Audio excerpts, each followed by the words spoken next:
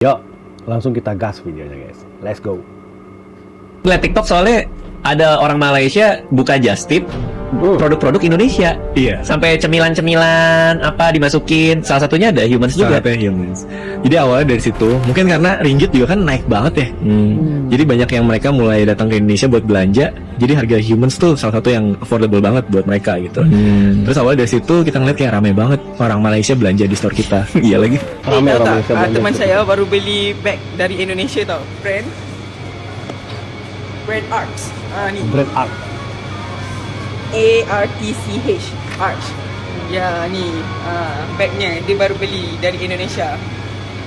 Ya, Produk pakai Indonesia sini. sekarang digemari oleh orang-orang Malaysia. Barang apa Pak yang dari dulu sampai sekarang tetap diekspor dibutuhkan di Malaysia?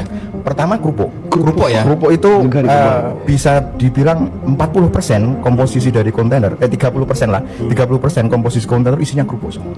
Kerupuk Palembang, kerupuk Uyel, kerupuk Kepang, kerupuk Cassandra, kerupuk Mawar, kerupuk semua.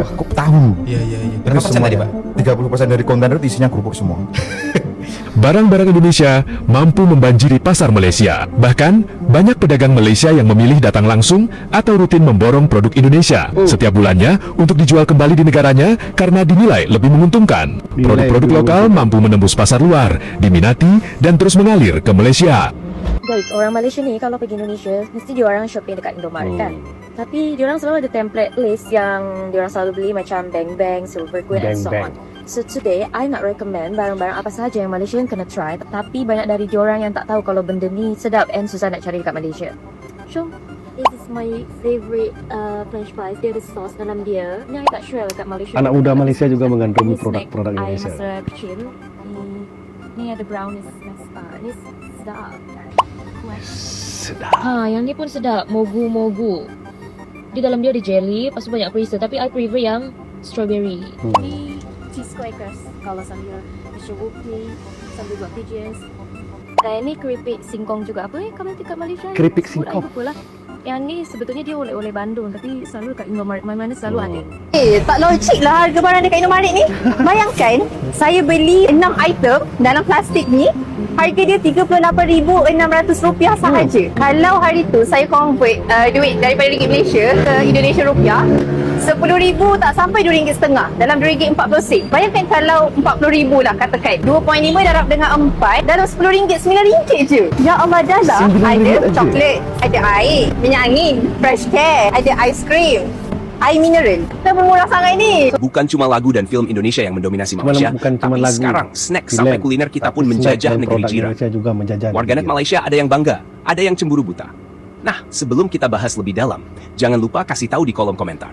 Produk Indonesia apa yang paling kamu suka? Atau kalian tim support lokal Malaysia? Let's go! Bagian 1. Invasi produk Indonesia. Dari pasar sampai supermarket.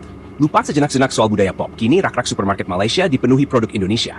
Mulai dari keripik pedas level dewa, bumbu masak, sampai minuman kekinian. Bukan cuma di toko modern, bahkan warung pinggir jalan pun ikut menjual. Fakta menarik, beberapa produk sampai viral di TikTok Malaysia. Dan orang rela antre demi ayam geprek atau seblak. Nah, pernah lihat produk Indonesia di kota kalian? Tag lokasinya di bawah. Bagian 2, reaksi warganet Malaysia. Antara cinta dan benci. Tapi nih, gak semua senang. Sebagian warganet Malaysia protes keras. Kenapa produk lokal kalah saing? Ada yang sampai bilang, kita dijajah konsumsi Indonesia. Tapi di sisi lain, banyak juga yang belah. Rasanya emang juara, mau gimana lagi? Bahkan seorang pengusaha Malaysia yang buka resto Jawa bilang, nasi pecel itu wajib di menu, pelanggan ketagihan. Menurut kalian, ini bukti kualitas produk Indonesia atau Malaysia kurang promosi? Komentar kalian ditunggu. Bagian 3, fenomena Indo-Grocer, surga kuliner Indonesia di Petaling Jaya. Bayangkan, sebuah toko di Petaling Jaya jadi surga bagi pecinta produk Indonesia. Dari Pop Ice sampai Bone Cave level 50, semua ada. Yang bikin greget, harganya terjangkau, dan buka setiap hari. Buat kalian yang di Malaysia, udah pernah kesini?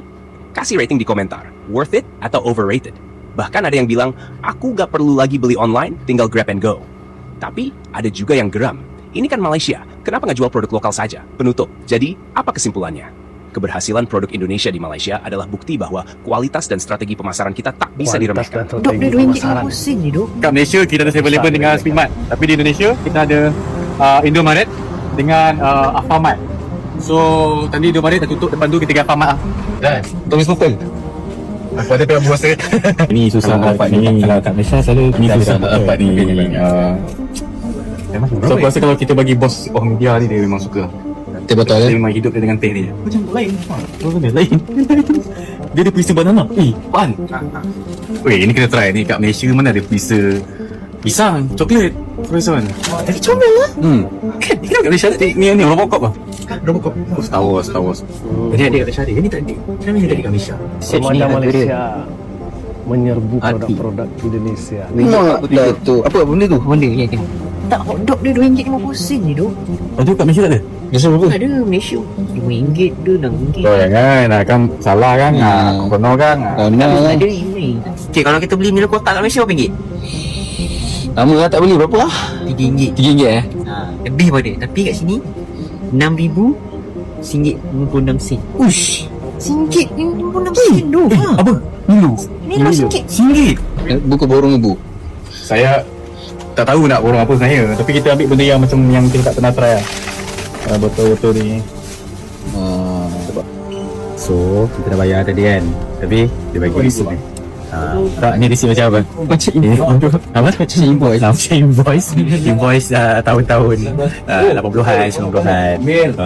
Style wave. Okey guys, ni pendarahan terbesar betapa liciknya strategi Indonesia, dan Malaysia adalah tourism champion Asia Tenggara untuk 2 tahun berturut-turut mengatasi target 42 juta pelancong masuk. Menang dari Indonesia 4-0. Menggahkan anda bahawa Presiden Indonesia Prabowo ada strategi untuk menurunkan rupiah supaya orang Malaysia membayar hutang Indonesia. Orang nak bina ibu negara baru, lepas tu dia juga jadikan anak saudara dia Deputy Governor Bank. Apa ni? Dan bukan itu saja, dia telah jadi ni member Azhar Foundation of Peace, boleh bayar $1 bilion.